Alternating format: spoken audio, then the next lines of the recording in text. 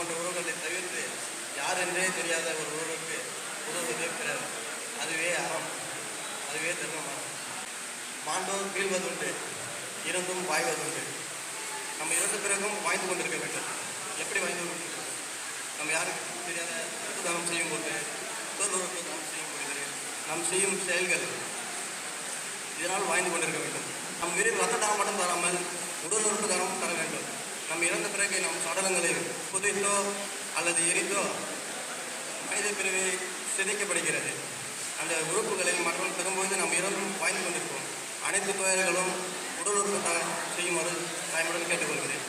இந்நிகழ்ச்சிக்கு துவங்கி வைத்த மூப்பேகிரி செங்கம் சட்டமன்ற உறுப்பினர் அவர்களுக்கும்,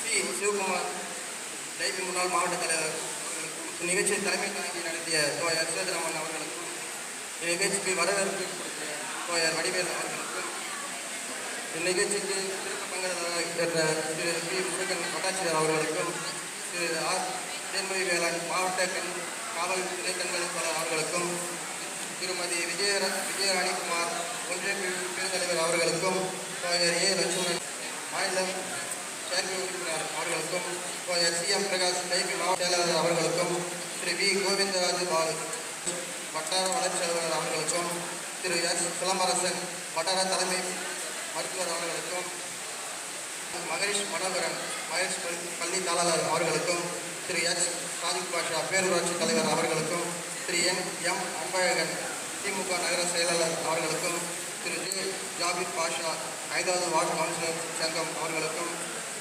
வாய்கறிஞர் சி முருகன், திரு டி அசோக்குமார் சிவானி சில்ஸ் அவர்களுக்கும், திரு ஜே ஏல்வானன் டைபி மாவட்ட ரத்தன கழக கன்வீனர் அவர்களுக்கும், திரு சி முருகன் டைபி மாவட்ட தலைவர் அவர்களுக்கும், இந்நிகழ்ச்சியின் ஒருங்கிணைப்பாளர் தோழர் எஸ் சுந்தரபாண்டியன் வட்டார பொருளாளர் அவர்களுக்கும், தோழர் எம் வெங்கடேசன் வட்டார துணைத் தலைவர் அவர்களுக்கும், தோழர் எம் விஜயபாஸ்கன் வட்டார துணைத் தலைவர் அவர்களுக்கும், தோழர் தீனா இடைக்கமிட்டி உறுப்பினர் அவர்களுக்கும், T Sundaresan, G Gopal, K Ranjith, K Jothibabu, T Vallarasu, M Manikandan, E Tirupati, A Sundaraj அவர்களுக்கும், ரத்தன முகாமிற்கு மண்டபத்தை அளித்த கணேசா குரூப்ஸ் அவர்களுக்கும், இந்நிகழ்ச்சிக்கு பங்கேற்ற மருத்துவ குழு அனைவருக்கும் நன்றி சொல்லி இந்நிகழ்ச்சியை நிறைவு பெற செய்கிறேன். நன்றி, வணக்கம்.